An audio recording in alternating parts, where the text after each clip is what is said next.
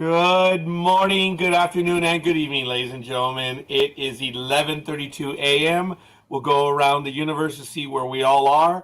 It is March 3rd, 2024. Let's just cut through it. We know what we're doing. Folks, I'm Roger. Good morning, Jag. How you doing? Or is it afternoon for you already over there, Jag? It's 1:32, so good afternoon. 1:32 in the great Lone Star State. Michael, where are you and what time? I'm at 2:32. Good morning. So good afternoon to you and everyone in the chat room. Let us know. And there are already quite a few people in the house. Michael, introduce the man. Introduce the one. Of course you're doing that to me. I think of course, Dominik Čičak. Did we get it right? Yes, that's it, gentlemen. That's it. I've been practicing, all week, so. Fantastic. But he got it. I finally listened. A lot of improvement since last time already, gentlemen. This is going to be a good show. Well, if there's a lot of improvement, it just means that this time we did the reconnaissance. Folks, it's an inside joke. We may have mentioned it, and if we didn't, I'm sorry for violating a bit of trust. But Jag and I were on our heels last time this young man joined us. Before we went live, he says, hey, I did some reconnaissance on you guys. And Jag and I were so shocked, but it was hilarious. Both Jag and I were like, we're sorry. We're sorry. Oh, I'll never ever forget that. We couldn't have timed it. But, man, it was absolutely awesome. Dominik, we miss you, man. We really do. We've thought about you a lot. Tell us what's going on in the world, young man. Let's just get down. Let's get to it, buddy. Let's get to it. First of all, I wanna thank you guys for having me back. I wasn't sure if you're gonna give me a call back again. Really? Dude, we've been talking about you every week. No. All jokes. But no, I did not do any reconnaissance today, so I'm going in blind. I have no idea what's happening. So you guys have the advantage this time. But no, I missed you. Actually, while I was waiting now that we go live, I forgot actually how good your intro song is, the theme song, and I was just bobbing along to it. Let's do it. Let's check out the universe. But yeah, I just want to say hi to everybody from Zagreb, Croatia. And yeah, I've been a busy bee as always. As you remember, I always try and do many projects at once. And yeah, now I can finally talk about some things that we mentioned last time, and some things have already gone out into the universe. So yeah, very, very happy with how it's all going, and get to be back basically. Dominik, it's absolutely incredible. I'm kind of kidding and not kidding. We've been talking about you regularly. I mean, we enjoyed the interview. You had me on my heels for the first 20 minutes of that interview, right, where I was like, oh, because as Dominik said, I came to play. And it was really funny. But everyone wants to talk to you, Dominik, so I don't want to. I don't want to be the one to dominate right here, but I want to give a quick shout out to, of course, ARK 54. The Arkaholics are in the house, and of course, Marsha Middleton, the ARK fan group, is on board. We do want to remind everyone, though, folks, that it's not that we're on the inside or outside or anything, but no speculation, comments, or any questions on. Let's not get me in trouble, eh? Yeah. And it's not fair. Dominik has already given his time to be on with us on a beautiful Sunday. So we wanted to put that out there. We can say that a season 2 has been confirmed. And folks, that's it. We're waiting for everyone else. That's it. So Michael, did they ask us or did they tell us? I think they told us, right? Yeah, he's just nodding. So I'd like to believe they asked us, but all kidding aside, I want to go on over to Michael if he wants to get it going. If not, then Jag. And folks, fire off your comments, questions in the chat room, and let's get to it. We are on Dominik's time, so I don't know how much. It's a pleasure to be back. Don't worry. There's no football happening after this. All right. Well, fair enough. Hey, Dominik, I got to tell you, I love Leo in Sans Nova. The story and cast is amazing. Thank you so much. I swear to God, I know we talked about this, and I know it sounds so cliche, but the ARK has one of the best fan bases that I have come across in my short career. So, as you know, I shot things in Croatia, in Czech Republic, in England, obviously USA productions and everything.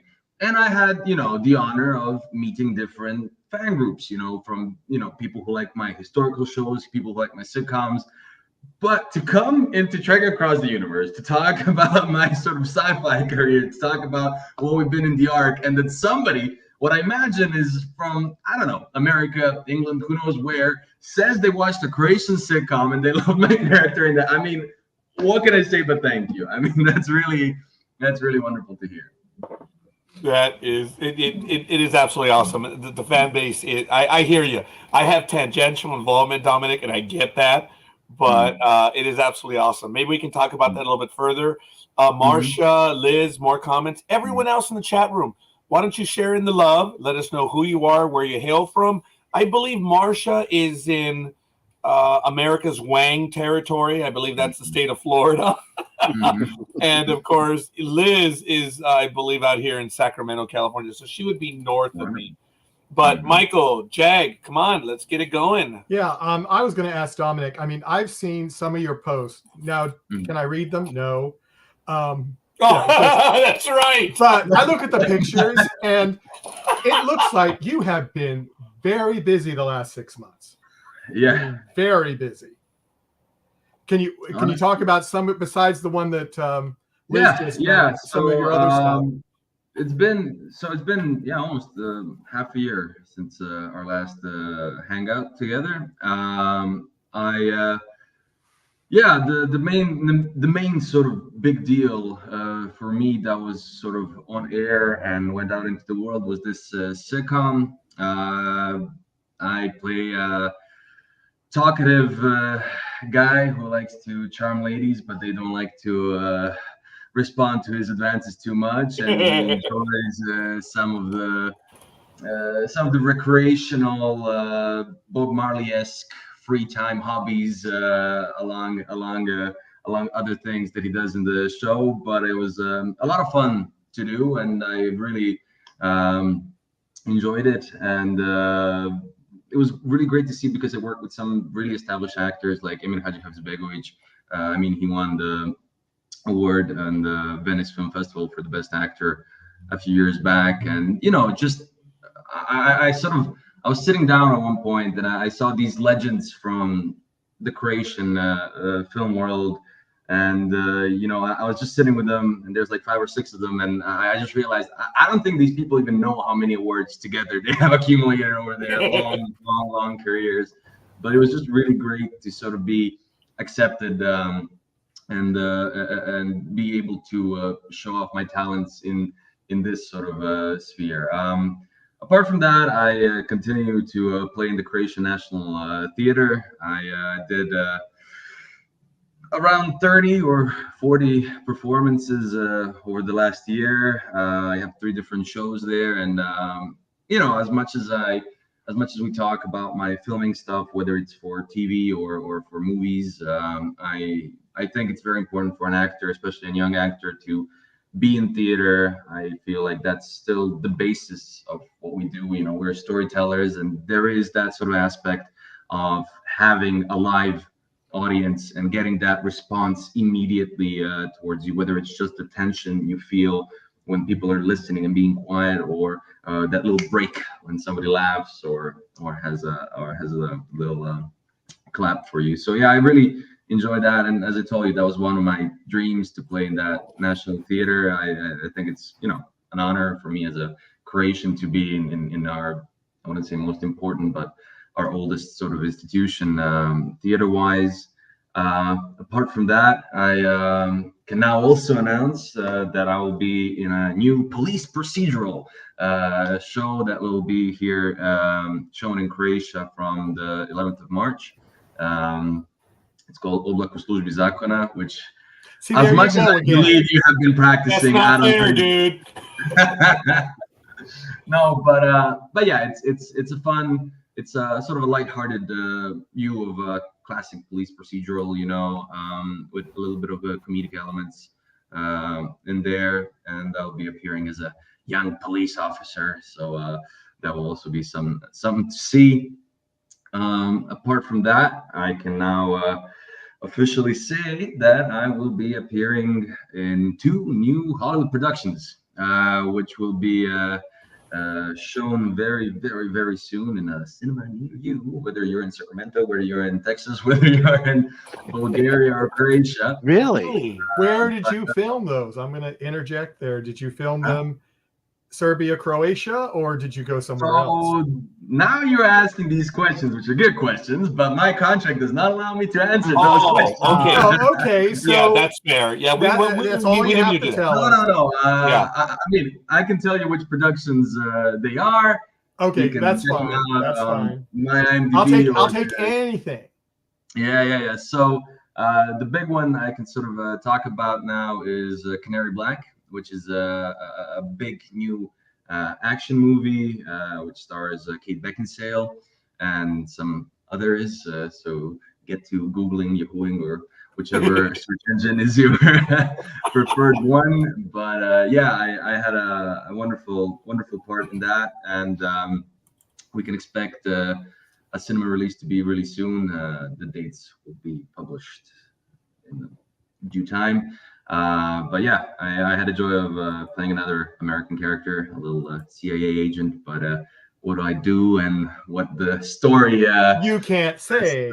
I can't say much more than that, but I can tell you it's really action-packed, and it's sort of a spin on the classic sort of spy drama that you might expect. So I think it's going to be really exciting to see, and it's coming out soon. Apart from that, there's another Hollywood production, but for that, still gotta lock it away and not say too much about that. But well, I could say something. I just found the listing, but I won't. I'll be nice. Oh, okay. Well, if it's online, maybe the people can see then. I don't know.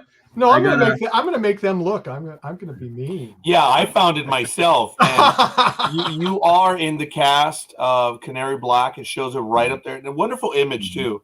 Your picture is probably taken about a week ago. You know, you young rat. You know, it's a wonderful image. Yes, I'm jealous in every which way, so it's all good, buddy. But it has you as a CIA tech right here, which is really cool. But again, that's what's on IMDb, and I know. No. If they you didn't say it. We did. So. Yeah, and you're right, guys. It's not our intent to catch our guests. We want our guests to come back. I mean, so if we ask a question, I think even Dominik knows they're more innocent than anything else. So I apologize, folks. And we don't want them to get in trouble. Hell, no, we do not. That's not the way we operate. So don't worry, I'm more capable of getting in trouble myself. But thank you. that is fair. Understanding. But yeah, more on the sort of the stuff that came out. I was also in the Serbian candidate for an Oscar. That little award. You might have heard of it. You know, they give it out once a year, last 100 years and stuff. I think it's a little golden fella they hand over.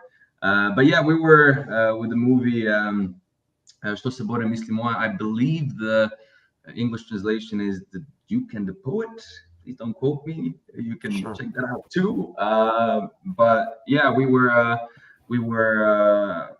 in the running to be selected as a finalist for the international movie category of the Academy Awards, Oscars. And I believe only 8 finalists end up in LA in the award ceremony, and I think we were in the last 15, which is, for a small country like Serbia and the movie that we did, I think a very, very good achievement. If you compare to some previous international award winners like the Korean epic film The Parasite, I feel like they're a little bit better than what we did, but I was quite proud of that sort of achievement, and I'm quite happy because it's a historical drama, and I played a British character there with a very, very questionable mustache choice, but you gotta do what you gotta do.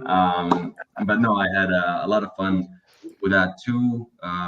Apart from that, we did a couple of short films, which will now enter the sort of festival circuit, which is always interesting because it gives opportunity to sort of younger directors, producers, writers, which might not be able to get to the funding level of making a full feature film, but doing a very high level of production and high quality, but in a sort of shorter format, which can be used basically as a pilot to sort of see whether we can get funding for a full feature film or a TV show. So there will be a couple more.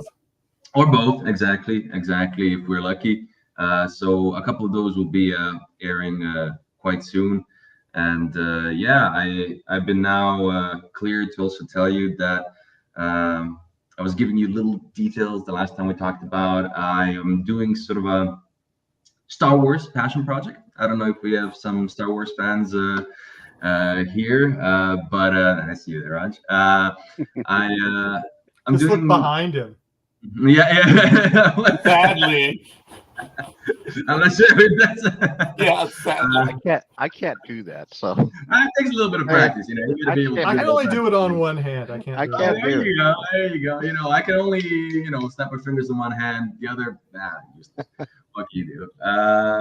But yeah, no, it's gonna be it's a big sort of passion project. I'll give you sort of their Reddit names. Pixel Joker 95, Sandrino, and Lovrobuva are the sort of team behind it, and they're basically taking the Obi-Wan Kenobi sort of new show that came out a few years ago, and they're sort of doing a twist on it, meaning that they're going to be combining materials from different Star Wars movies and shows, and along with that, we have shot some new material with yours truly in front of a very big green screen, which will be then inserted into that to sort of give a different narrative of what the guys think this story should sort of be representing. And they have a big following on Reddit, and people are really excited to see it. It's really a passion project. It's something that the guys are not looking for any funding. They're just really doing it out of their pure love for the franchise. And I was really happy to sort of join this team because as much as I like it, I could just see how diehard of fans they are and the level of knowledge they have, which I imagine you gentlemen have of the ARK, to sort of help me through direction and explanations of my script, that I can achieve a certain level of, a character that they would need to enter into this project. So yeah, this will be in English. I see you, Marcia. It will be, of course, as the whole, Star Wars is kind of in English. We don't question why far away flung planets speak English, but yeah, it will be in English. Well, yeah, of course they do. Of course. No questions asked. But yeah. Unless you're in Spain, and then you do hear it in Spanish. So I heard. I gotta say one thing. Now this is really interesting. I mean, I'm used to sort of having myself subtitled and hearing different voices. But recently, somebody has sent me a short video of the Spanish version of the ARK. I mean, Spanish dubbed. And I gotta say thank you to whichever Spanish actor gave me my voice. He cut it down. So it was really fun to hear and see that. But again, great work all around, because a guy who has never seen me has managed to take down my vocal tone and cadence in Spanish, which is, I think, really great. Yeah, let me ask you this, since I'm asking all the questions right now. Yay! So we never do. So we're leaving you to do it. Today is different. Look, we're breaking new frontiers. We're trekking against the universe. That's right. There we go. Absolutely. Lone Star Match. That was up. But this is, and as soon as I ask this, Roger's gonna light up. Maybe. Here we go. Do you watch any of the new Star Wars stuff that's on TV, some of the new series? I have watched everything that has come out in the cinema. Unfortunately, I have not seen any of the sort of TV show stuff that's on Disney. Oh, bummer. Okay, that ruins everything. Okay, fine.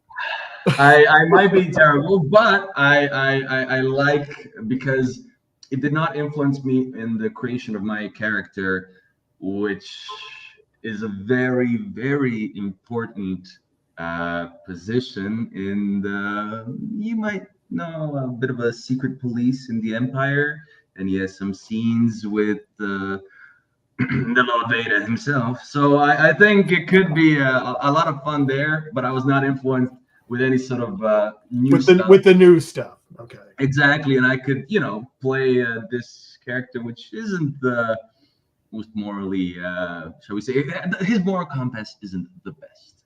It's pointing a little bit left and right. Mm-hmm. So I managed to sort of not go through that, so I could do that with sort of, no judgment. Because if even if you play a bad guy, you as an actor really have to explain to yourself you're not playing a bad guy. This person that you're playing thinks that he's right. I mean, it's the old archetype of a Greek tragic hero. The tragic hero has a predetermined destiny. He does not think that he's doing anything wrong, and then you get Oedipus. So it's not ideal.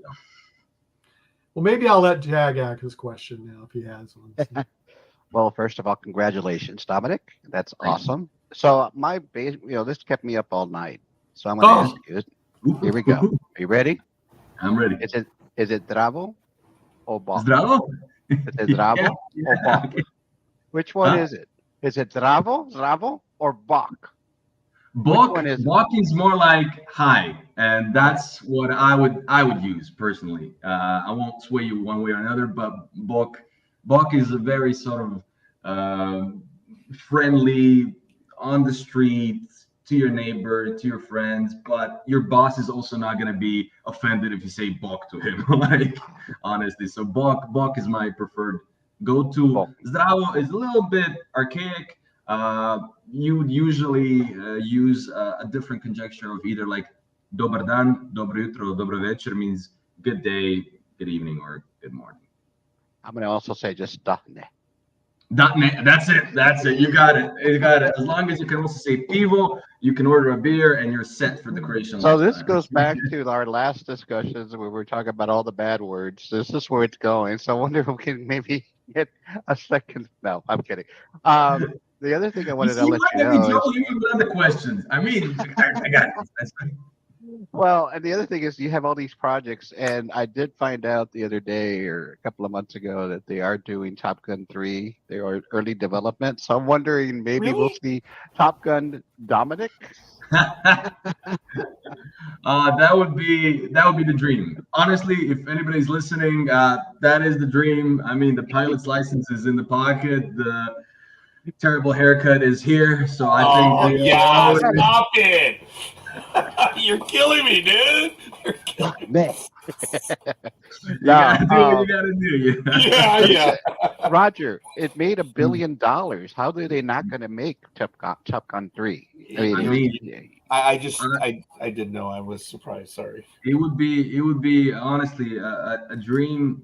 I mean, when you look at it, we talked about my goal in sort of not being sort of typecast and going across different genres and working both in TV, film, and theater. And knock on wood, like currently I can see myself being on this path, and I'm just trying to sort of course break more into the American market and establish myself even more in the UK, even with these projects that are upcoming now. And if you had to pick a few, I would say Top Gun, and if Harrison wants to go into retirement, I can take over the. There you go. You'd be good. I don't know. You would be a great. Humbly sorry. This is beyond hero worship, dude. You would be a wonderful Indiana Jones, man. Oh yeah, please. What happened to? What did you do to Raj? Why is he being so nice? What is he? It's legal pharmaceuticals, but thank you for noticing. Perfect. Yeah, that's what Leo in Sans Nova was on. Yeah. I'm glad you noticed, but sorry, I'm taking away from Jag. Come on, brother. No, he's scared of you, Dominik. That's what it is.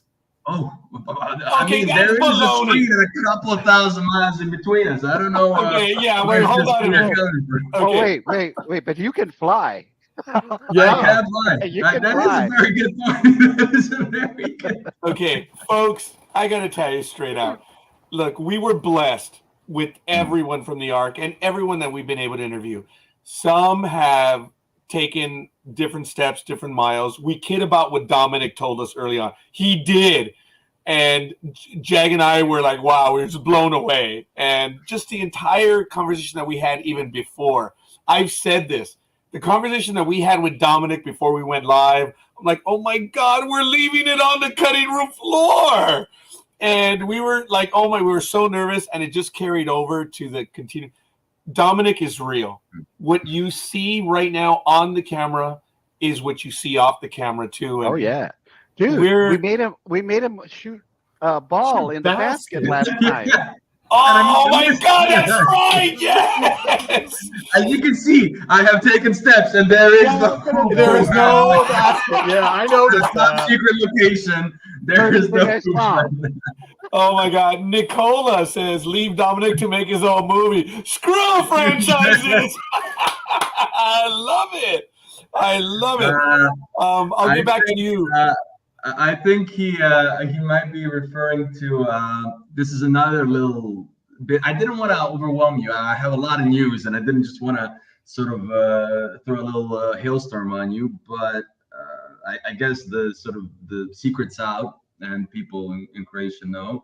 But I have received funding to shoot my first short film. I wrote the script, and I'm going to direct it.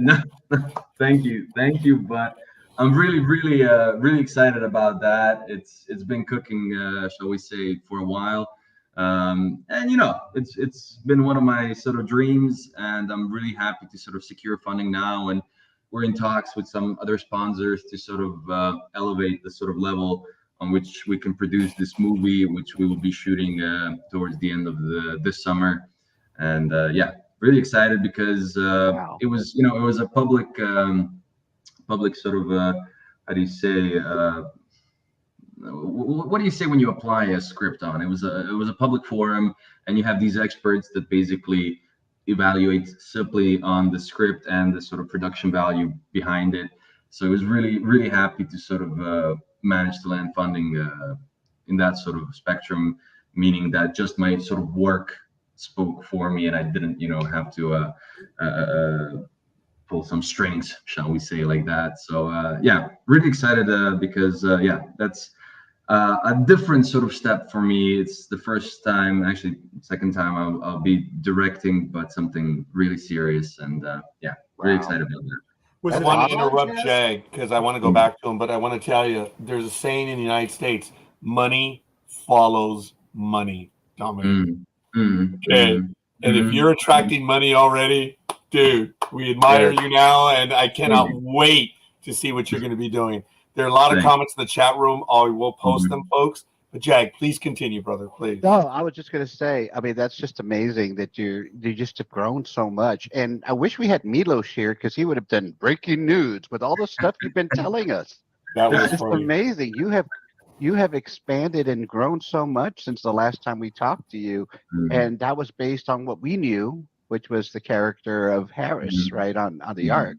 So it's just really awesome to catch up with you. Thank you for giving me your time. I just wanted to just really quick, before we move on to anything else, we were like blown away how you were stuck with us, talking to us while on the side was the Croatian game, right? and you were like really very nice, and we're like, oh, look at these answers, get these questions in quick, and you were like, yeah. I'm really sorry. Please don't take the wrong way. We have lots of national pride, and our football team is really tied to our schools. So please, from a guy from a small nation, when we're on that sort of world stage, please don't take that the wrong way. But, it was funny because when you left, we were all three of us in the green room, and we started looking at a website to see where we could see the score or the game. And so we found one, and it was like, well, it's a number. Yeah, the number's changing. So, they scored. Okay, this is good. And it was like for 30 minutes, we kept looking at the numbers, and I swear to God, I'm going to have like 3 more interviews with you. I'm going to make football fans out of you all. You just wait. Wow. But it was fun. It was, folks. I want to take a moment. We're at the top of the hour now. It is noon here in the West Coast or on the West Coast. Ladies and gentlemen, we have Dominik Čičak on with us. And, of course, that's Michael on the end. I have Greg right next to me. We're going to go right back to Greg as I take this quick station break. Greg. I'm Roger. Greg. And, folks. Oh, I'm Jag. sorry. Jag. I said Hello. Greg. Dude, where are you? So, I'll keep this time. Greg's in the comments. Jag's up in here. Yeah. I Yeah. messed up on that one. Head on over to ndbmedia.net so you can find out what's going on the network. And we're also going to get Dominik's Instagram, Twitter, all that up in Yeah, just I'm a going to change moment. that right now. So. Yeah, we are. And everyone in the chat room, folks, we have a lot of people here in the chat room. Let us know who you are and where you hail from. ARK is from Sacramento. Marsha confirms she's from Florida. Everyone, folks, we have a lot of people watching this. Drop your comments and your questions, please. And Jag, continue. So beautiful updates and everything, but I just wanted to go back since this kind of ARK related. I don't think we actually asked you this last time. If we did, you can reach out and slap me. Was there any experience in the ARK that you can remember that you enjoyed? It was a fun time, or it was a funny scene, or a funny accident. I don't think we asked you that last time. If you have any fond memories of being on the ARK in season 1. Honestly, when you just say fond memories, I just want to say the whole process. Like, as we talked and we just counted off a number of projects I've been in. So you can imagine the amount of actors I worked with, the amount of directors, producers, writers in my relatively short career. It's the fact that it's been, over a year now, over a year and a month, I think, since the premiere. So add to that how much time before that we shot the series, how much time has passed, and that I'm still in contact, and that I'm still, whenever we're in the same country, even whichever cast member is in Croatia, or if I venture over to Serbia or I go over to London, I will meet up and hang out with them. And I think that speaks volumes, and I feel like that sort of translates from the screen to the audience, because we really did have that sort of a spirit of togetherness and pushing to create something great. And I was only, shall we say, for a third of the show for those 4 episodes out of 12, but I just I would be getting updates and people would be telling me what's happening, and I'm just really happy because I know I have made some friendships that will last me a lifetime, and that's, I think, the fondest thing I could sort of take away from this. And if our paths ever sort of cross again, I just know it's going to be as great as this, because I know these people, and I mean, it would just be unfair to name anybody, out of the whole cast, because, we really were like a team, and we really held it together. And I think that's the best thing. As for funny moments and all that, I mean, it's all sort of the shenanigans behind the scenes, that will not be shown in the show. But yeah, it's a lot of fun. These suits, they get really hot. These helmets are a fun experience to be in, and it really sort of actually does help you get into that sort of zone. I mean, we are pretending that we're in outer space, but you see these. Oh, wait, you weren't in outer space? I mean, I'm sorry. Santa Claus is real. The Easter Bunny. What? There is no Santa Claus? What? He's coming around. Just give him a couple of months. He's gonna be. No, but it really helped add to the sort of realism, because you have a real sliding door, you have these computers in front of you, you have these physical, it's not all CGI, which is sort of what more these modern shows are pushing towards. I mean, of course, we also had CGI, but like the important sort of physical aspect really helped. The practical sets. The practical set, exactly, really helped sort of get into character and helped to add to that realism just a little bit. more. But yeah, no, we had a proper team. I mean, lots of adventures with Milos and Fleischmann and Reese and the whole gang. Lots of fun, and yeah, I got my fingers crossed for whatever life has in for them in the future. Did you good job. ever get lost in the corridors? Oh yeah. These are huge studios. I'm not sure if anybody else talked about this, or if our fan base is aware of this. These are big, huge studio lots with multiple hallways. People might think it's 3 or 4 hallways and they get redressed. No, like you really have the hallway to the bridge, then you have the bridge, then you have the quarters, and it's all there. It's not like it disappears and gets rebuilt or something like that.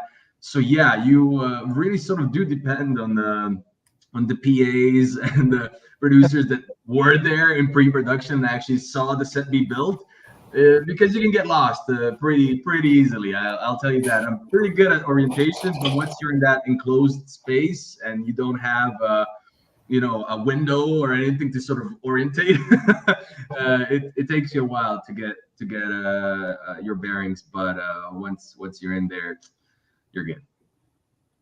So I have another question, but I'm going to hold off. Maybe we can go to the chat room, or Roger or Michael. Thank you, Jag. We're going to do that. We have several questions. Going back a little bit, Dominik. Sorry. We got a whole bunch of them. I lost my place. I'm so sorry. Greg asked, other than Star Wars, what other favorite franchises to get excited for? There was another comment. We know you have a great American accent. Have you worked in or mastered other accents? And then, well, maybe I should, I should have stopped. I should have let you answer if you wanted to. Let's do one by one. I'm sorry. No worries. He wins an award, and Roger thinks he's superhuman. So yeah. We'll take it step by step. We'll take it step by step. Thank you, Greg, for your question. Well, I mean, this the Star Wars project, I told you it's a passion project. But I really think it's going to be done on a level that people are going to expect a professional production to be done from. I don't know if I can sort of tell you what other franchises I'll be a part of, but I know which franchises I'm excited for. You don't have to say if you're going to be in it. Just what he wants to know what franchises do you really like? I mean, I think we might have mentioned this the last time, but big Lord of the Rings fan. I mean, if I already mentioned Top Gun and Indiana Jones, I feel like we know sort of where I'm standing on those. So yeah. Also, I feel like it's overlooked, but it's one of the most successful franchises of all time, and I think simply just through film earnings. Basically up to the Avatar, I think it was the most successful one. It's the James Bond one, I like a classic, British spy, it has that little time gone by spiel, which you don't get in movies today that much. So I also enjoyed that. So yeah, really, Lord of the Rings, Top Gun, Indiana Jones, James Bond, if we're talking these big sort of franchises. But yeah, I'm a big historical buff, whether it's real or sort of, shall we say, fantasy based. I had lots of people get on my back. I still didn't watch The Witcher. I don't know anything, but I know it's on the list. It's on the list to sort of check out those. And yeah, if we're gonna go a little bit towards TV franchises, I mean, I gotta say Sopranos, I gotta go with give up for the big James Gandolfini and the Gabagoo, you know what I mean? So yeah, big fan of those. But if we're gonna look a little bit towards comedy, love Trailer Park Boys, love Curb Your Enthusiasm. Larry, if you're watching this, just give us a call. Like, it's fine. Don't worry. But yeah, Larry will help Dominik make contact with you. Larry, please give us a call. Yes. I know Dom said give Dom a call. No, give us all a call. We'll take a call. Yeah. We believe in equality. An open casting call, an open call to Larry from all of us to him. I feel like we can get all on board in that. I appreciate it. That's good. Marsha wants to know, and I still have probably another 2 questions. We know you have a great American accent. Have you worked in or mastered other accents? First of all, thank you. Thank you very much. It's always a pleasure to hear that from, actual Americans. I like that. I really want to say, you said this is me and who I am also in the green room before we start going. This is my sort of default speaking voice. I'm not putting on like an American accent because I'm with Michael and Jag and Raj. No, this is how I talk, in English, and this is how my education has sort of shaped my vocal tone and cadence and everything. So yeah, this is sort of my basic.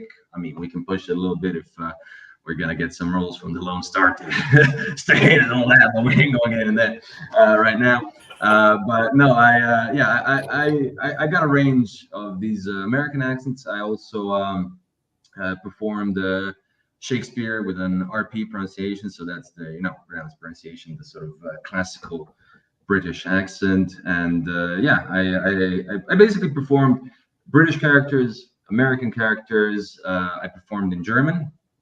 I did 4 projects in German, which is always a challenge. I speak 4 languages, but that is my least, shall we say, I'm the least comfortable out of those that I am fluent in is German. It's the one that I really work on, and it's wonderful to get that. But now we can also say Hotel Portofino too, which is a ITV, a British show that came out, I think, this summer. It was the biggest challenge.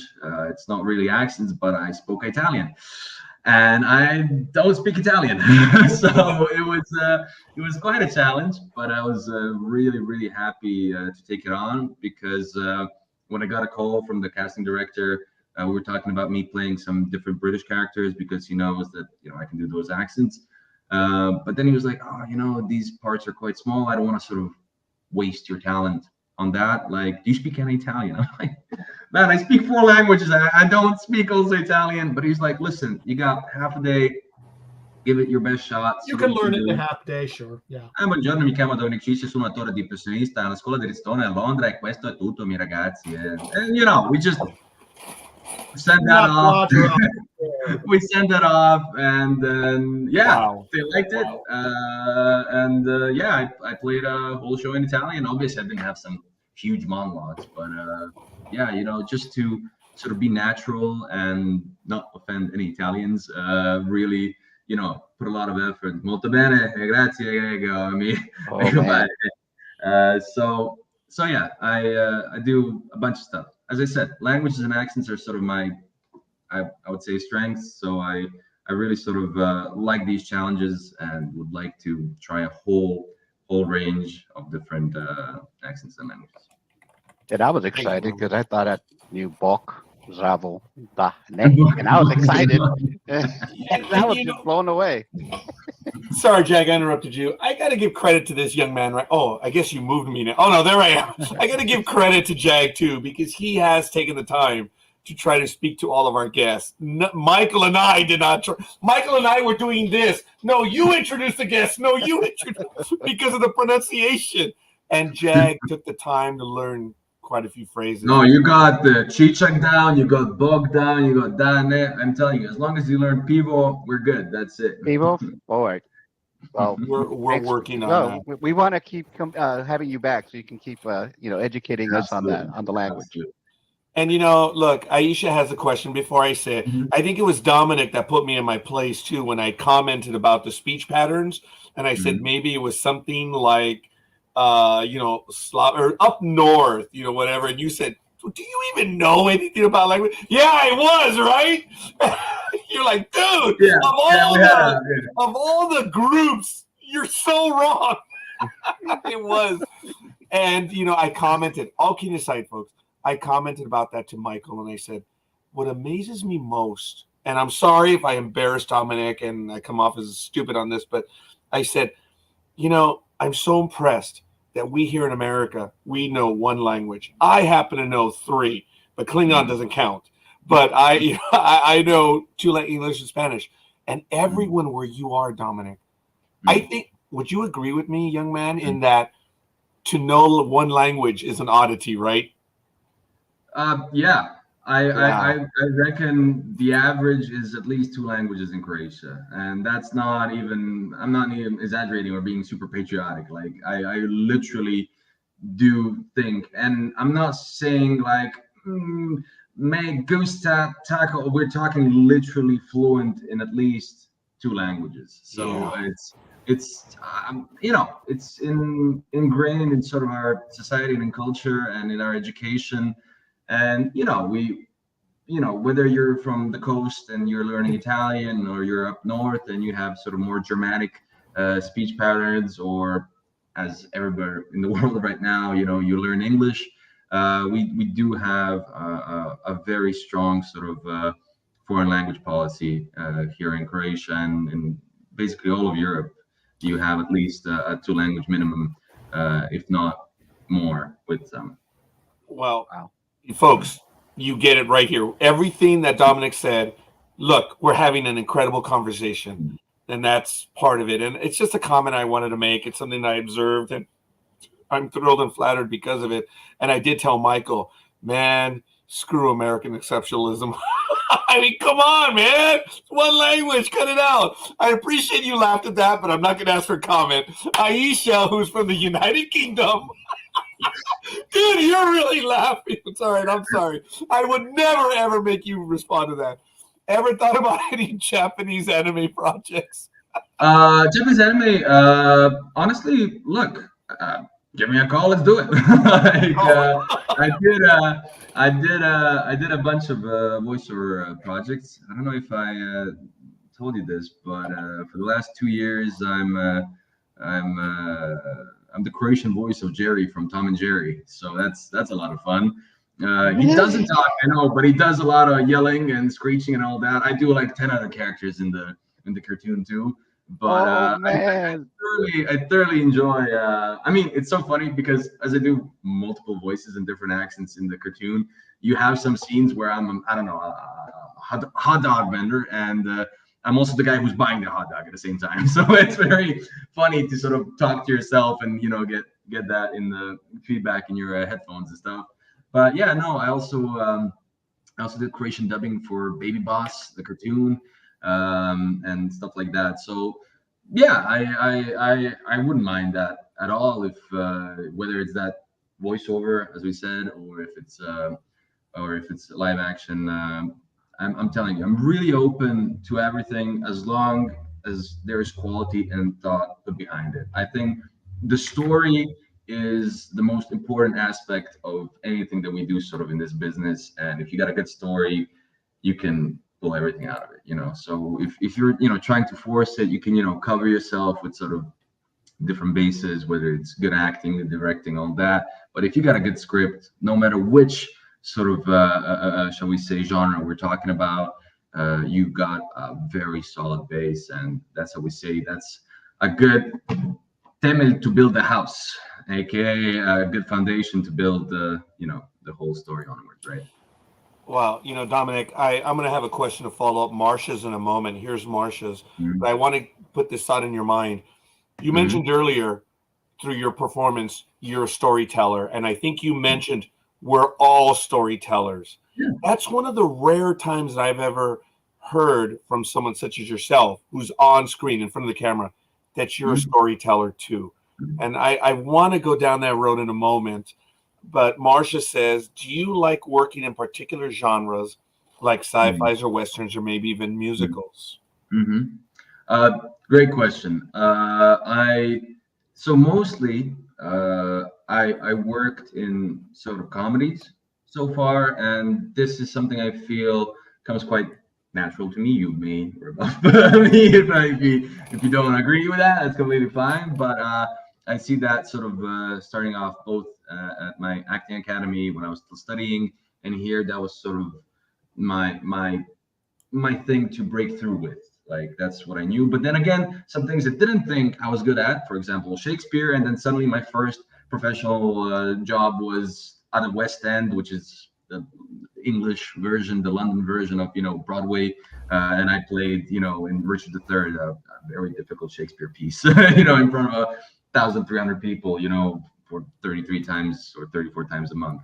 But yeah, you find these things that you love and you think you're good at, and things that you sort of want to improve. Obviously, you can't be the best at everything. My love certainly is in comedies. Then I see, and I'm really happy about it because, as I said, I'm a historical buff, and I guess I have this sort of a neutral face where I can both be in the past and in the future. It's not thoroughly defined, and I guess I'm quite lucky on that spectrum. So yeah, I love doing historical stuff, and I love doing sci-fi stuff because it's the stories which are relevant to us today, but look through a different spectrum. You put it in a different sort of historical period, but you will always have the same pain of losing your partner, or the same joy of falling in love, or the same laughter of having a good joke, whether you were in 1500s or in 2355. And I think that's sort of a beautiful thing, but you just put it in sort of a different sort of a frame, shall we say, and that's a lot of fun for an actor, because we got to really sort of use our imagination and do some research to portray that to a decent level. So yeah, but Westerns, so I love history. I love doing sci-fi. I really hope to continue in that sort of genre, but I also would really love to do Westerns. And the movie I wrote might be a Croatian Western. Who said that? Okay. Roger. Yeah, you may have answered part of the next question, because that's, I think Marcia's was a good setup. I wanted to expand on it. Storyteller, and you just said it. You've written your own story. Would you enlighten the dimwits of us being the storyteller? How do you go about the craft? Is it your deliberate attempt to put your stamp on it, or are you listening to the words, the direction? Look, young man, you're doing a lot of stuff. And, I understand why you don't see Star Wars and other stuff. You have demands on your time. Yeah. So yeah. I want to, if I may be so rude, I want to get in there and I want to find out this whole storyteller. I mean, it stood out, Dominik. How much of a storyteller are you? Well, you've written a movie, damn it. Okay. No, I really want to say this. This sort of comes to me. I think, again, it's ingrained to me through my Croatian culture and all that. We have all these sort of legends and tales and stories from way back, whether they're a little bit more, shall we say, fantastical or based in history, of Croatian kings and stuff like that. And when I look back to my childhood, and obviously that's why I'm so thankful to my parents, like I can remember vividly as a kid being put to sleep, not by, them. Of course, I was read bedtime stories, but I was also told stories from their life and sort of the things they went through and what my family, a couple of generations back is. And when you look at it, sort of most of the human experiences dwindles down to that storytelling. Whether if we look back 1,000 years ago around a campfire in the middle of a forest, I can imagine those guys saying, "Oh wow, we caught that mammoth in that way and that way, and what's that but a story?"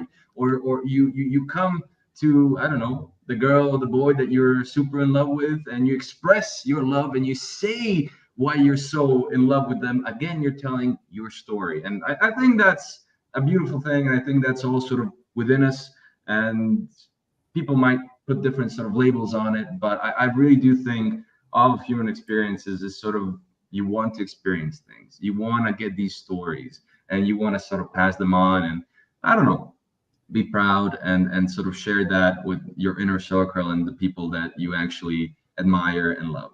As for myself, I always, I guess, had this creative knack about me, but it wasn't like super obvious. As I told you, I was very into sports and I had different hobbies. And I think it's very important for a person to be multifaceted. You can't be good at all things, but you should try, and you should try. You never know what's going to happen. Honestly, with this script, I was talking to people and I wasn't sure, should I do it? Should I apply with it? And I was literally floating in the Croatian sea.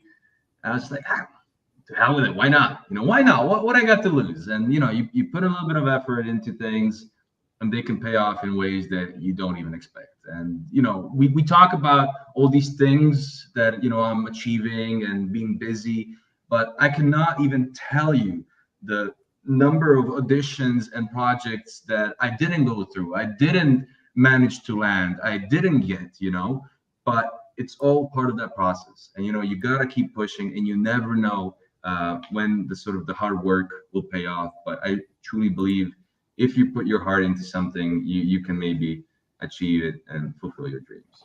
Dominik, there are times that someone gives an answer or is part of a conversation, and there are times that the person asking you're talking with should just shut up and not say anything else, because the answer, look, they're nodding. They know what I mean. I'm just saying this because it's all there. And I thank you. That's deep, young man. And I thank you for that. Jay, folks, I have nothing to say on that. There's no comeback. It was all there. Has this happened, gentlemen? Has Raj been made speechless? Is this another historical event? Write it down. I don't know. For the love of God. Jay, go. Well, I think you've done everything. I'm gonna call you a Renaissance man, because it looks like that's what you've done. But I think you need to go and look into doing a master class of acting or master class of storytelling, and I bet you people will sign up in droves, because we're getting a free taste of it now. That's why everybody's quiet. Nobody's saying anything. They're when you not talk. saying no. They're not anything, because it happened again. Because I'm talking nonstop. That's no, Dominik, no. We need to make something clear. Oh my God, it's happened again. This is only the second time, Dominik, where the guest, you stun us, you stun the audience when there's no comment. They're just listening to you. Wow, it's only the second time it's ever happened. And you know who was the other one? The one link that you clicked in on. Whoa, isn't that funny? All right, wow. We had the moment where we said it on air. It's like, oh my God, the audience is so done in. But look, I'm taking away from you. Jay, please. Oh, no, I'm serious. You should really consider doing some kind of master course. I know you don't have enough time. We need more Dominics. We need to clone Dominics. No, that's a great idea. Thank you. I'm always looking. You never know which sort of avenues to explore. And if people are up for it, let's do it. So real quick, and actually, I'm going to follow what Aisha is saying, because that was my next question. Aisha and I are in the same mental wave, I guess. So have you done directing? And if so, do you like acting, storytelling, or directing more, or you like them all? So look, I'm primarily number one an actor, and that is my craft. That's what I've worked in for many years. That is what I studied, and that is what shall we say, that's where I make my bread in.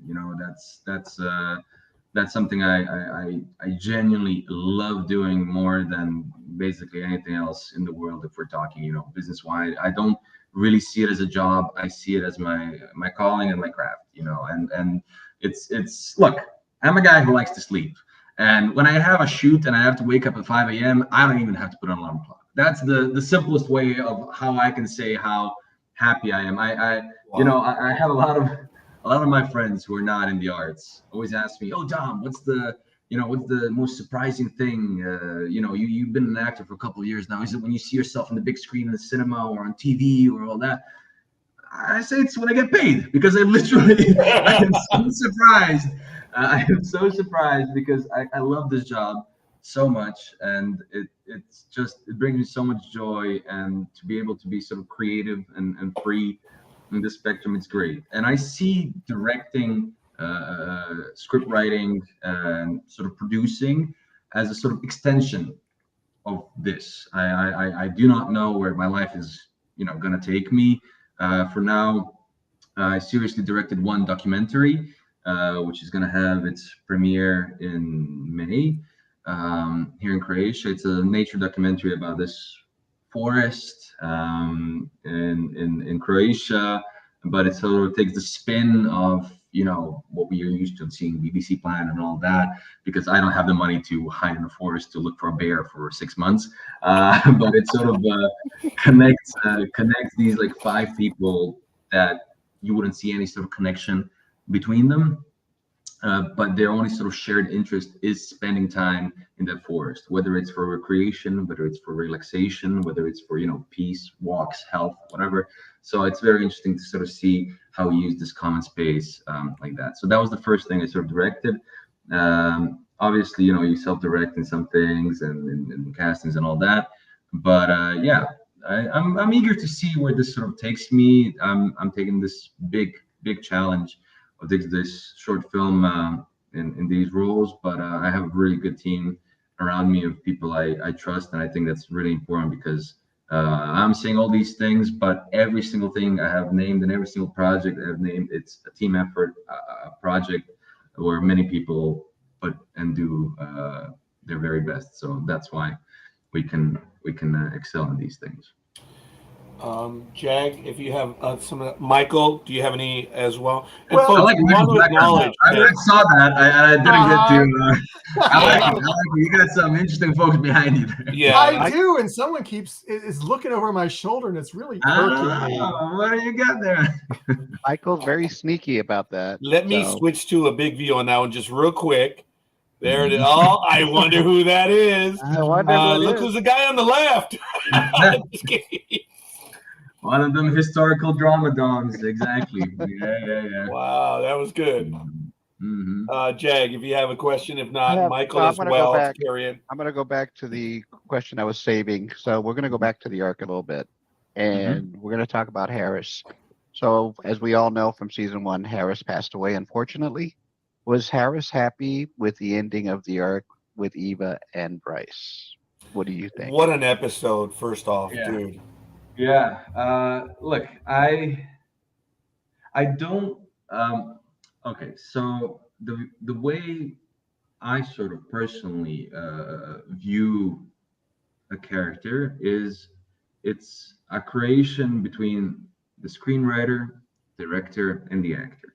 So I wouldn't say I have full ownership of who Harris is and all that. It's again a team effort placed on that. Now, my opinions and my emotions, whether it's Dominik seeing the ending that we have all seen, or Harris as a character, might be different. But I like to have that freedom to sort of let the audience make that decision for themselves, because we all experience it in a different way, and we judge these. Maybe judge is a harsh word, but you know what I sort of want to say. We judge these things based on our lives and our experiences. When somebody maybe makes a joke that's a little bit harsh, if you're good with that person, that they're not trying to harm you. But if it's a stranger, you're going to look at them a little bit odd, right? So that's why I feel like even though we have all seen the same show and the same story, and there isn't that much hidden stuff in the background that I might know and it would influence you guys, but I feel like we all sort of experience it in our ways. I think that Harris, in the way that he has acted in his final moments, just really wants the best for her, and if she's happy, that he would be happy too. Wow. I mean, that's the only answer I would expect from Dominik, man. That's really the only one. Overcomplicated in too many words. That's it. No. Because you take us down so many paths that we don't really see. I was just, and no offense, you answered the question perfectly, but I was just answering just on a superficial, hey, how does this character feel? And you just took us down to IQ level 190 with your response, and it now opens up a whole new, wonderment of how we could approach that question from another view. Because you're right, the audience may see it as the ones in the chat room.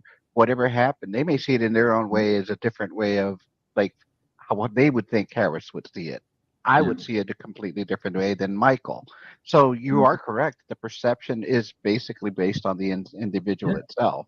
So, I mean, my IQ level has already gone up, to like 200 with you. So I'm serious. If you have nothing else to do, consider a master class. I'm not kidding. And also, if you can teach flying lessons, let me know. So I'm sorry, what? If you can teach flying lessons, let me know. I need to get some licenses for that, but we'll figure it out. Yeah, he'll want you to fly over and give him the lessons. Exactly. That we can do. That we can figure out. That would be nice. Wow. Great question. And marvelous elucidation on that. And I may not have said that correctly. Don't judge me. Michael, I'm on pharmaceuticals, folks. I apologize. Maybe, I don't know if you saw this. Greg says, this was about 5 minutes ago, all attention on Dominik. And then, of course, Roger Spiegel, Dominik, you are a master. Folks, I'm nobody. I am happy to be here, but no. That's twice that he's had me on my heels, man. Yeah, well, the only thing I want to say, I'm going to say to the chat room, there are a lot of people watching, and we haven't seen too many new people, and I know there are new people out there. If you're timid, I understand, but I mean, we brought Dominik back to talk about his new stuff, and if you have any questions that we might not have gone over, and I know some people did not belong to the fan groups when we had Dominik before. So if you are watching live with us, please go ahead and ask the question about season 1. That is perfectly fine. And season 1. Yeah. All right, season 1, not season 12, season 1. Aisha, thank you for coming. And she says, she's thanks, in the Dominik, for your Kingdom, time. Dominik. She's in the UK. Thank you for joining us. Thank you so much. What time is it over there, Dominik? Just curious. 9:38 and 53 seconds. Okay, and folks, we need to be cognizant for Dominik as well. We did it again. We didn't ask him how much time he had with us. So, folks, comment now, because he's finally going to say, yeah, all right, I've had it with this sympathy walk. Yeah, there's a Croatian game that I got to go like see. that one, sympathy walk? So, no. I'm good, but yeah, I got to be careful about my next few sentences. But yeah, I'm shooting a new project right now as we're speaking, and it's another international production. This you cannot find on IMDb. I am certain. You might be surprised. I know. Accepted. I can speak vaguely, and nobody's gonna. But yeah, I'm quite excited about this. There's also some big names connected to this project, so I'm quite happy to be in this. I recently landed that role, and it was a fun audition process. So yeah, it's fun stuff, but gotta get some shut eye eventually, but don't worry about it. Yeah, but we really acknowledge and appreciate that we're on your time. So please, folks, I have to emphasize that because he's watching, or the day that we had him on last time, we adjusted the time because he had a major event on, and he did not leave us. I know. They were calling him, texting him, dude, where the hell are you? And in a way, folks, we were blown away because we understood it was national game, and Dominik did not leave us. We saw that, Dominik, and that's another reason why Dominik's coming back. We're like, F yeah. I'm telling you guys, look, if I didn't have a good time with you, we would not be hanging out again. And honestly, I really hope you understand that I truly mean that. And yeah, it's always a blast. So don't you worry about that. Dominik, I know, and Jag does, and Michael. That's why we're here, buddy. That's why we're here. we definitely feel it, but I am a little hurt that you don't have the little basketball thing behind you. I know. As I told you, it's there. It's off screen. Oh, he just is trying to save his dignity. That's what it is. Somebody put a 3D ball. There we go. You had the moves, though. I think the ball was off. You had the Yeah, move. yeah, exactly. Yeah. It was just, it was regulation. It was a lopsided ball. Yeah, exactly. I mean, this would never happen to me in real life. Michael, did you have some other questions or comments as well? I am just so excited that you're back with us because Thank you, Michael. it's been sorry for the hero worship. It was a long process with your schedule, our schedule, and other people's schedule. No, don't apologize because you committed to being back on with us, Michael. When? A couple of months ago. October, November. I mean, we asked and you said yes. Yeah. So absolutely. I mean, dude, how do you make us feel? We're your fans. I mean, wow. I mean, that's why we've been talking about you every week. We talk about you on air. I hope only in good stuff. Oh yeah. And then when Michael said, "Hey, guess who's coming back?" and he said, "Dominik," I said, "Oh yeah, when?" And he said, "March." Yeah. I said, "No." I said, "No, it needs to be earlier. Yeah, March too far away. Yeah. No, I was that January and February, lots of performances, lots of filming, and lots of paperwork. But luckily, we managed to find a time that suits us all, and then I'm really thankful for you guys to helping out to adhere to my schedule and manage to hang out with you guys. Oh again. my God! Stop it! You're killing me, dude. It's like it's killing me. So wait. We don't have a license for that. Okay, that's fair. But I mean, you're so incredibly humble, and we're the ones that are humbled by you because you share so much with us. I mean, Dominik, I know we're overdoing it right now, but we mean it on our end as well. The minute this is what Michael did. Sorry, he says Michael. Or Roger, hey, someone's coming back from the ARK. I'm like, what do you mean? Someone already confirmed. Dominik. And he was like, yep. I mean, even that was then. So I should have bet my house. I would have gotten that one. I finally would have won one. So it is mutual, and it's not us as well. Again, I know we're overdoing it right now, Dominik. I don't mean to embarrass you on any of that stuff, but everyone in the chat room too. They're all here asking questions, and they're sharing their time with us because you're sharing your time. So, damn, I'm sorry. It's awesome, and it means a great deal to us. And we want to see you continue to succeed. We know you're busy, and that's why you don't get to watch a lot of stuff because you're working. Once I come back with the whole filmography of watching everything, we'll have a little chat about it all. Okay, folks, we may have already had our commitment for the third episode. Yeah, it might have happened right now, but it's all good. Marcia says, "Fun question: how many times have you died on screen?" Fun question. the Dominik time meter.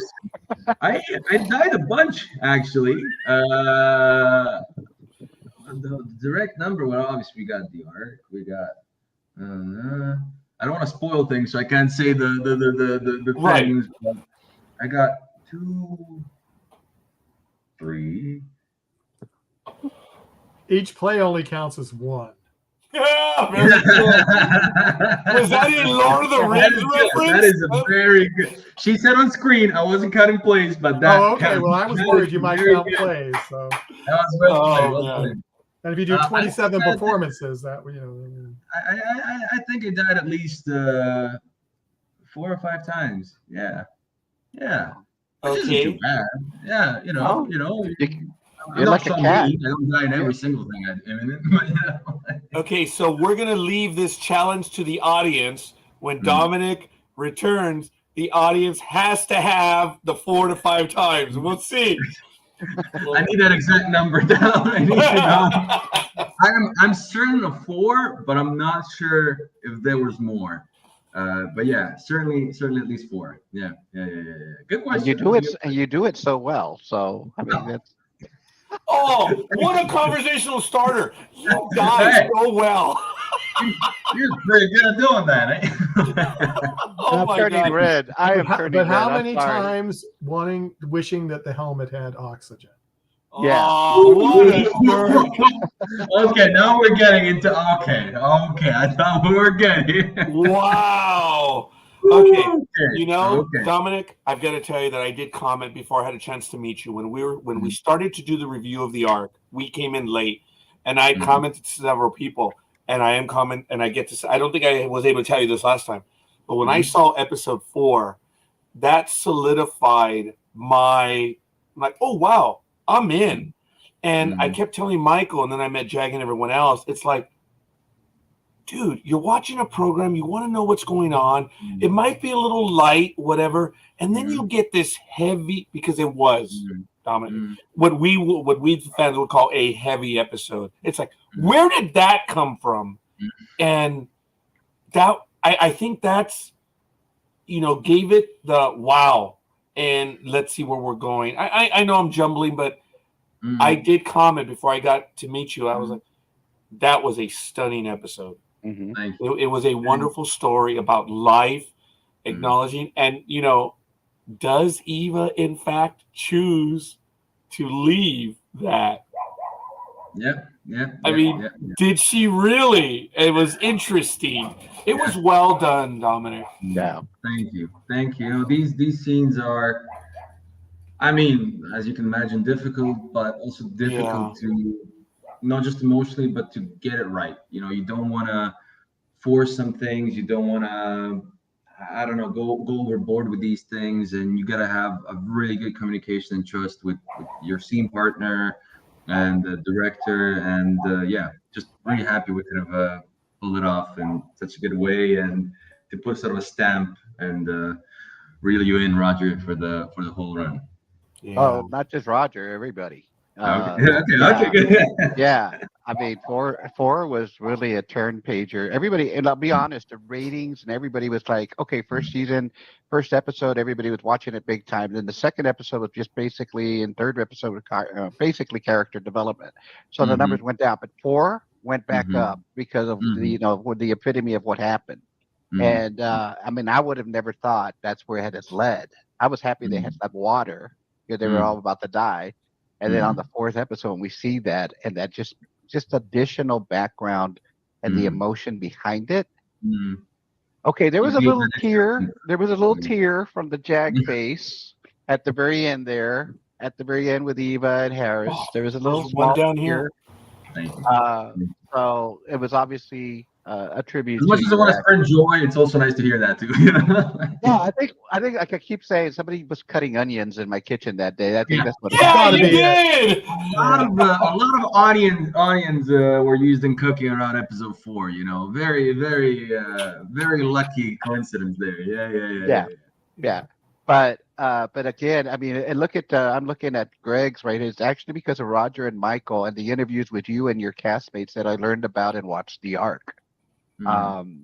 That just kind of just personifies, I think, a lot of people in that, not just with you, but just all your castmates that we've been fortunate and privileged to be able to talk to, how they actually essentially invested 1,000% of themselves into their character, and it comes out on screen.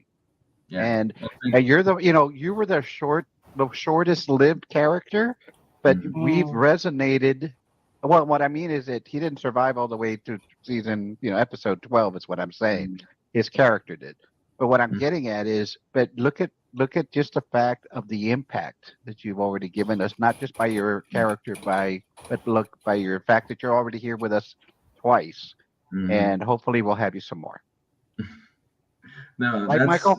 That's so humbling to hear, and thank you so much. Honestly, it means the world to me.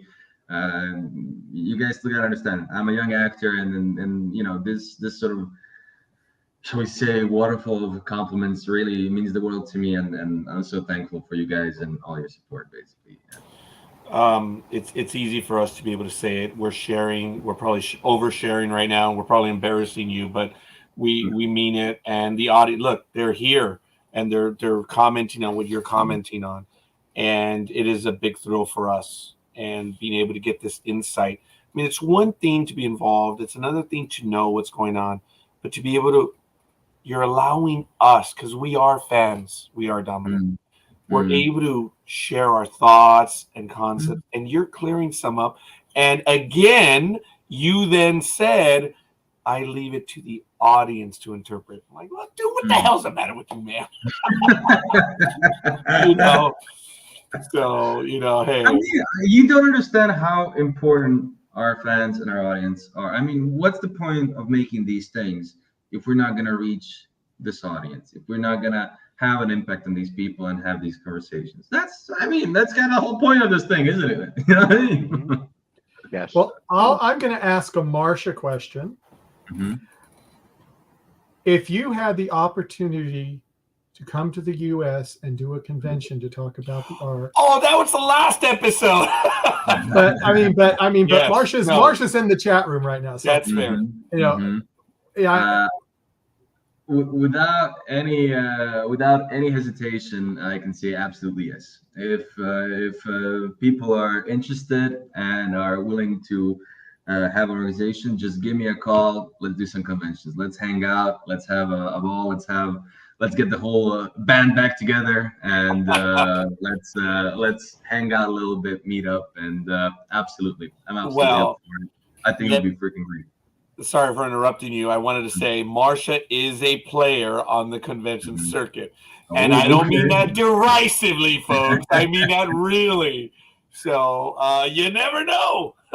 Yeah, absolutely. I'm always keen to meet you guys, and I think it could just be a plus. It can be just a great time for us all. Oh, way to go, Liz. On a side note, with everything you've done, have the autographs and all those kind of things increased? That's right. We've asked. Yeah. I mean, I've been used to, I'm used to it sort of in Serbia. I did, 7 or 8 projects there.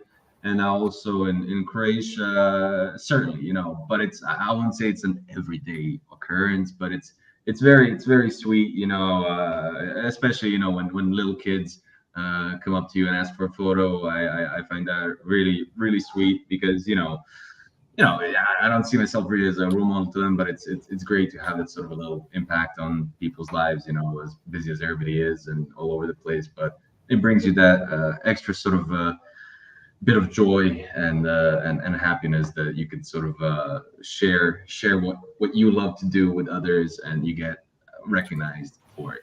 Not hunting for fame out there, but it's really nice to get that sort of simple statement of like, I really enjoy what you do, keep doing what you do, and that brings me the most happiness that you can imagine.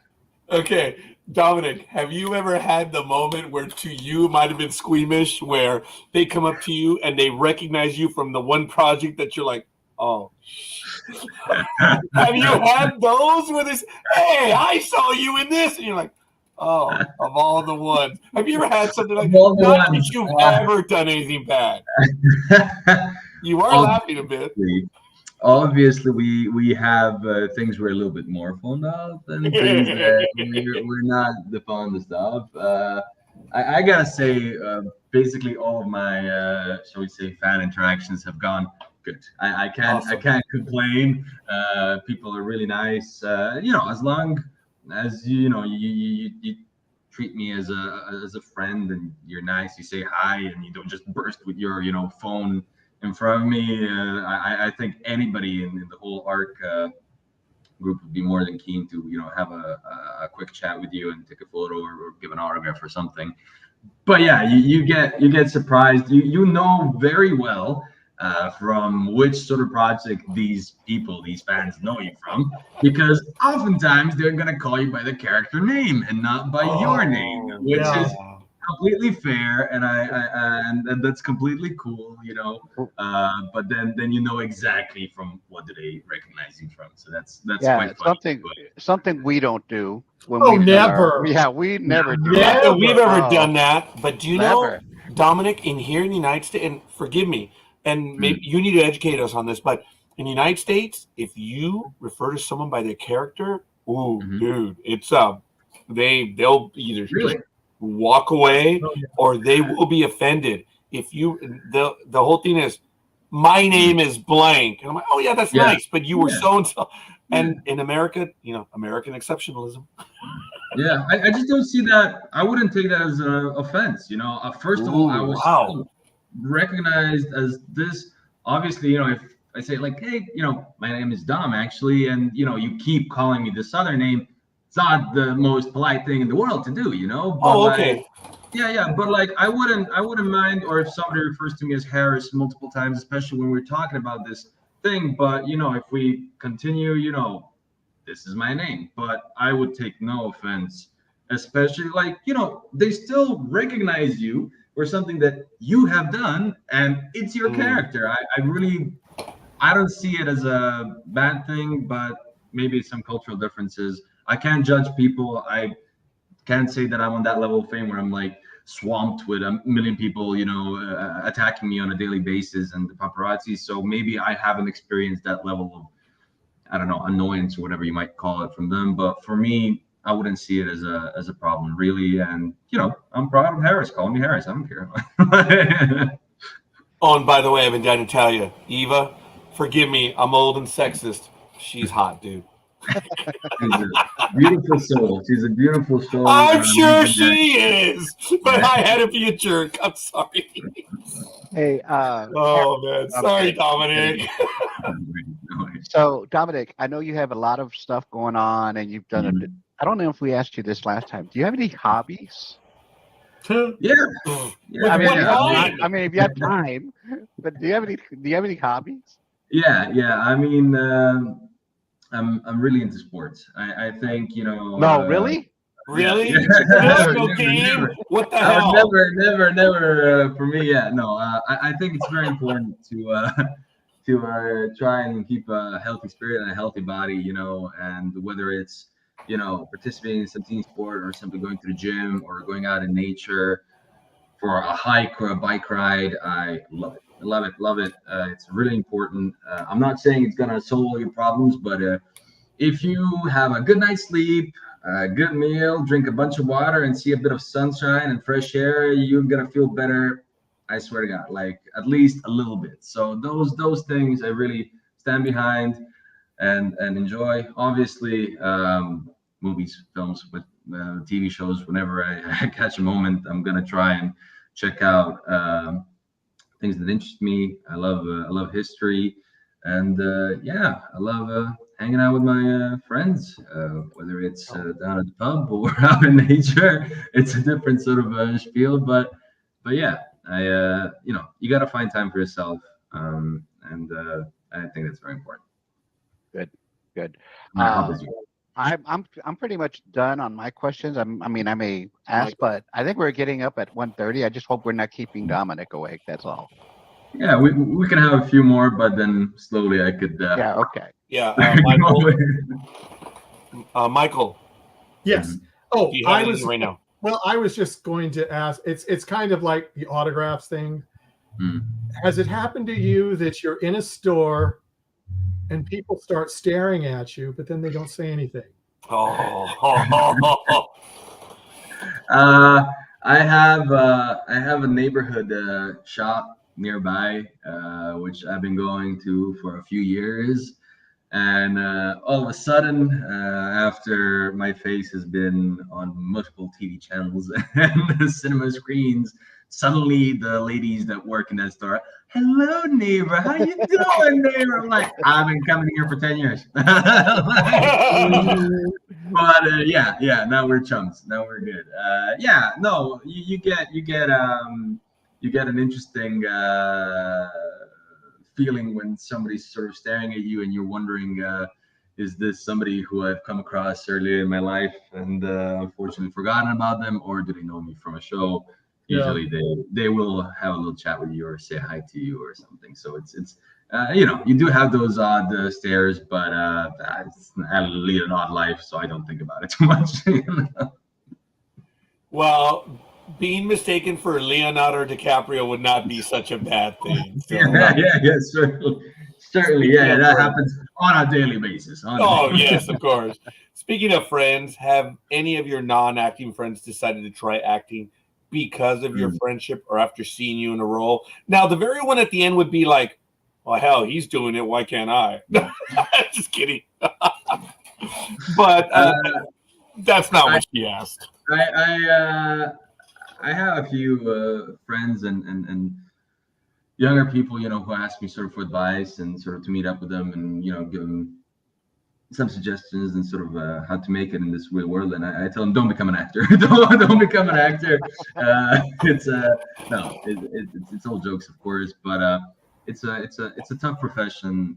Not in the sense that I'm digging ditches or putting roof tiles in 150 Fahrenheit degree. Sort of people really have tough jobs, but just to sort of have a continuity and establish yourself as an actor, it's really you gotta have a combination of luck, skill, talent, and being at the right time at the right place. And that's sort of the things that you sort of look at. And I think I might have said this the last time, but to my acting academy, to my university in London, 11,000 people applied. Out of those 11,000, 19 of us got accepted into the acting school. Out of those 19, 15 of us graduated. Out of those 15, 7 of us have agents. Without agents, you can't do anything. And out of those 7, including myself, for now, 3 of us are living and working actors. So just from that, so it's, from 1,100 to 3. Yeah. So it's a really tough sort of profession to make it in, and as many as actors that you guys can think of, I can imagine as many different stories and paths they have taken in their life so far. So I did have friends and friends of friends, acquaintances, and people who come along, and I tell them as it is, same like I'm telling it to you. I get nothing from selling a different story. It's you really gotta love it, and you really gotta be 100% sure that this is what you want to do, because of course we all see the sort of the red carpet and the premieres and all that, but the glamour. The glamour of it, but you don't see the huge amount of work put into it. And I don't know, small plays that 12 people came to see, and learning monologues at 3 a.m. because you got to shoot by 6 a.m. your audition. And it's as in everything in life, people will just see the results, but sometimes they're not aware of all the sort of effort that you have to put into it. But if you love it, it's the best job in the world. Wow. I think I got reprimanded a moment ago. It's Tiana, right? Not even. Tiana. Yeah. No, she wouldn't mind. She wouldn't mind. Like I know she wouldn't. Don't worry about that. I don't know. If I were to oh hey, you're hot. I don't know. I think she might mind. I was talking about Tiana and Ava's and the names. I didn't talk about that. Don't get me. And you know what? I didn't mean to. Yeah, you're right, Dominik. You're the better person. That's stupid. It's what I do. But no, it's all good. Greg says, monologues. My first play had too many. Yeah, my last play was I had one in the 4th grade and one in the 12th grade. That was it. I was done. Oh, Dominik, I had a play in Joseph and his Technicolor Dreamcoat. Are you familiar with that one? Yeah, I heard. I was the butler. Fantastic. And I do not sing. It's horrible. We had a very small senior class. We had 24 in my senior class. And can you imagine for that type of thing? Yeah, it was horrible. And they told me, he says, well, we lost Richard. You're going to be, well, no, I don't want to. Dude, we have no one else. I'm like, oh. So that's how I get the part. And about 40 years later, I'm going to tell everyone, because Richard left the school, I got the job. Yeah. Now you all know, Richard Black, I hate you. Where are you, Richard? He was the classmate. And the only acting experience I really have is I played a donkey on some sort of way. You played a what? A donkey. A noble animal. Yeah. Heavy working, hard working. Or as they say in Spanish, a burro. So that's basically a burro. Oh, you know Spanish too? No, I got it. His accent, dude. Oh, he just plays a Spanish person on TV. Whatever. Dominik, what have you been mistaken for in life? Because You have features. Okay, all right. I didn't mean that. I mean, okay. I had to stop myself there. I had your responses lined up. You know what? You're right, Dominik. I effed up on that one, and I meant, culturally, what have you been mistaken for? Because in Europe, oh my God, right? and with your speech pattern, have you been mistaken for maybe Spaniard, Italian? I get a lot. I mean, if we're speaking English, many times people reckon that I was American, and I mean, as look-wise go, I mean, it looks different when I have different hair. It looks different when I'm a little bit more lighter hair. It looks different when I have glasses on, and my job is to sort of be a little bit of a chameleon and try to adapt to every sort of role.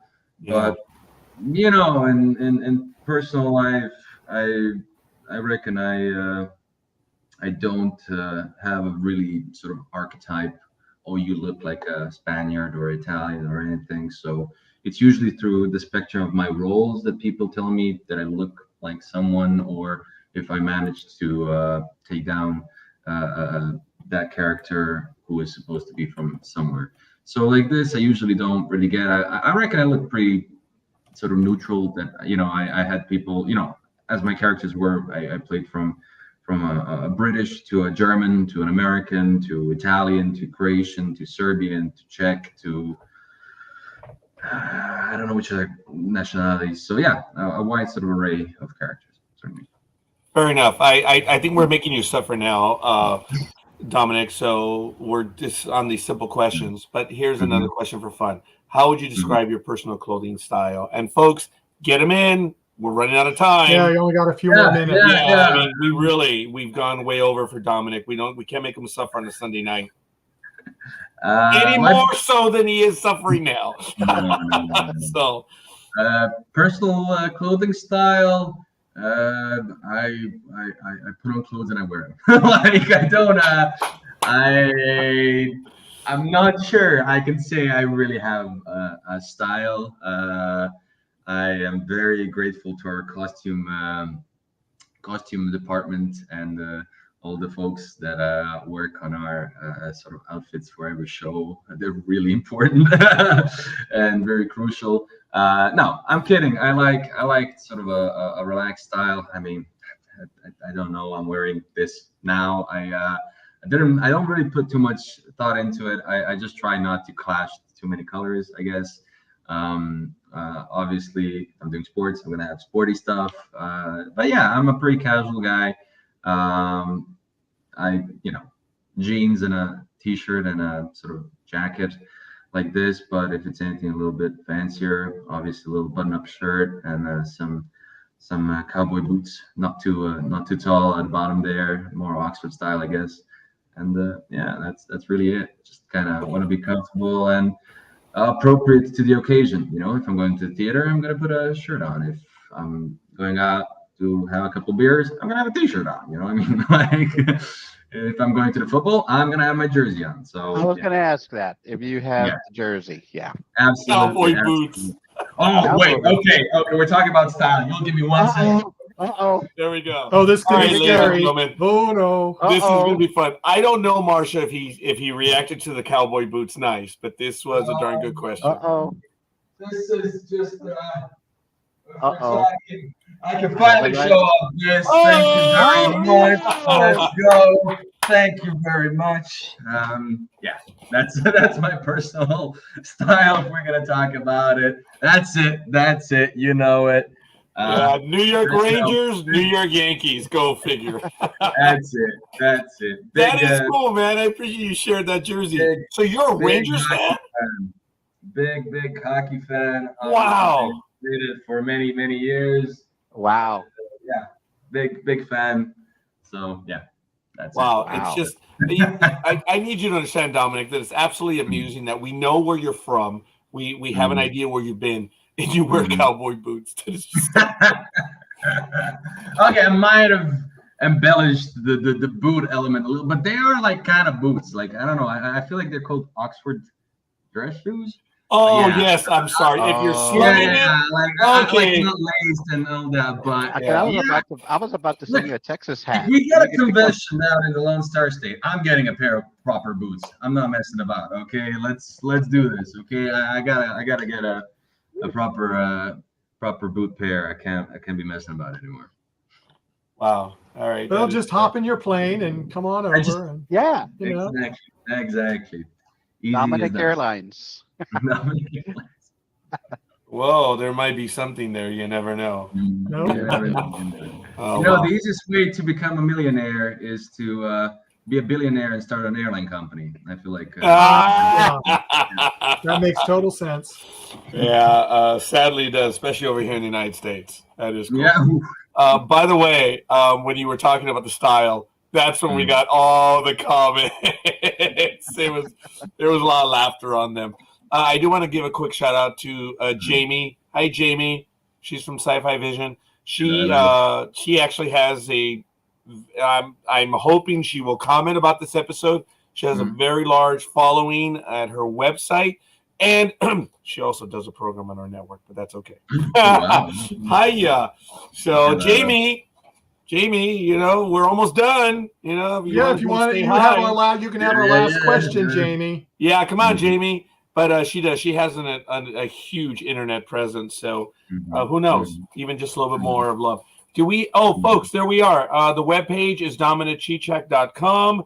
Don't go by the phonetic pronunciation of Roger. Look it up right there. It's on Instagram. That's good though. That was very good. Thank you. I had to work on it. She says, I only caught 2 minutes. Well, woman, you lost out on this one. What are you? Oh, there it is. When you have time, Dominik, what are you watching on TV now? I'm watching. What am I watching? I watch the news. I watch the news. No, I like to watch the History Channel and Discovery Channel, whatever sort of documentary is on board then. And yeah, I'm thinking of getting into Breaking Bad. I know I'm really late to that party, but yeah, I'm watching documentaries and sports and news and historical sort of bulletins because that sort of takes me away a little bit from the work that I'm in, and yeah, and of course I check out the stuff I'm in sometimes. Oh, this is how we might actually end a program on, and we might get in trouble for it. I think we will. Okay, you can dance. And if so, would you try doing the latest craze dance for the new Beyonce song, This Ain't Texas? Jack, forgive me. You may not have heard it. I don't know. I haven't been introduced to this trend yet. So all right, that is cool. I can't participate. Unfortunately, I simply have no idea what I have to do. But thank you for that call. Actually, it was funny. Things got out of hand. We never asked you this question. Maybe we can ask you next time you return. But it was a bit of a running joke that, you know, there are 12 ARKs, right? And then we started asking, you know, if you had a number, we all started choosing a number. And then we got as high as, I think, I don't know what it was. But we did ask the young lady. Oh, my God, I'm forgetting her name right now. The one that, Mercedes. We asked her, Mercedes, being who you are, what would be your ARK number? Just, you know, messing around with the number. So I'm going to ask you for yours, I guess, right now. I said, I'm betting it would be 86 because the connotation is when you 86 someone, you throw them away or you dump them in the ocean. And you know how she was into suffocating people. She actually did like that one. But then she said, no, I would be ARK number 1 because because of who she was. Like, that was good. Smooth. Yeah, her answer was great. If you had an ARK number, what would it be? And maybe do you have any connotations for Harris's one, or should I just shoot? No, we have none. This is you, all you. I have a number. ARK 97 has got a good ring to it. Yeah. ARK 97. I was going to go with ARK 007 since you. Oh, okay. I'm changing it to 7. I'm changing it to 007. Thank you, Jack. There we go. There we go. Okay. Note it down, 007. That's it. That's it. I don't think anyone's claimed 7 yet, so that is good. No, I like that one. Mm-hmm. Wow. You know, look, I know we are making him suffer, and I wish we could go on, but you're just too kind of a person to let us know that you had it with us. But oh no, Marcia said, make a note, everybody. 007. 007. I'm sad to say that I'm going to have to be on way. I know Jag also has to be on his way. So if Michael wants to continue, but in all reality, I think we have to end. We do. Yeah. He has to go. And there it is. Yeah. He has to end as well. He is so nice to keep going. He is so with nice. us. Yeah. Ridiculously nice. We've abused our privilege. Ladies and gentlemen, Dominik Čičak, as Jag said earlier, a Renaissance man. I never would have called him as such, but in the back of my mind, I would have agreed. Dude, everything that we talk about, everything that we get a chance to engage you with, and you engage us, you blow us away, young man. There's a lot up there going on, and we have a stereotype of actors, and you, along with many of your compatriots on the ARK, you've just blown us away. You've just blown us away, and you continue to do so. We're privileged to be able to speak to you, man. We love it. We're grateful. And we hope to be able to shoot the shite, as they say, in the future. And we love hearing about what you're doing. We are living our life vicariously through you. Every time, I hope you come back, Dominik, when you go to those testings, you know, to get the job, you're not alone. Yeah, remember that. When it sucks, we're rooting for you. I don't think you do, but when you're ever down or something, understand that we're there with you. And we want to see you succeed. And we love watching you. When that movie hits the United States, I'm watching. I know everyone else will. Dominik, sorry, buddy. I know I laid on thick at times, and that's my fault. But I mean it. Sorry. No. All the love, and thank you so much, guys, for having me and for all the support and for all the kind words. And it means the world to me, honestly. And we might hang out again. You never know. Oh wow, I appreciate that. It means a lot. Michael, anything else? No, that's it from me. Okay, Jag, it's good. All right, folks, we're just going to end this. Oh, and I want to give a shout out. The intro theme was designed by him. Good job. It's great, man. I didn't hear it for such a long time, and I was just like really jamming to it. It was really good. I thank you. He's the one that actually put it together for us, and good job. And I rarely ever give him props, and he's the one. He actually did another one for us on another. So, just real quick, I know bok, I know zdravo, I know da, and I don't know ne. But I mean, da and ne. What is goodbye? Do viđenja. All right. Till I see you again. Do viđenja. I like that. Now that one's a lot better. Yeah, you know, you get to see it again. We're getting there. Thank you, Sci-Fi. They might contact you as well. You never know. Yeah, I mean, they're a lot bigger than us, but yet their show's on with us. Just screwing with you, Jamie. Just screwing with you. So, no. All kidding aside, ladies and gentlemen, we're going to call it now, and we're just not going to do the intro music or the outro. We're just, it's a beautiful day. Hope you enjoy it. And Dominik, again, dude, we respect you and admire you, and we are living our life vicariously through you. So everyone else, we're out of here, and there it is. Thank you so very much, Dominik. The ARKaholics truly love you for talking to us. Yes. All right, folks, we're out. NDBmedia.net. Stay tuned for a lot of stuff coming up, and stay tuned for news when Dominik returns. So we're out of here.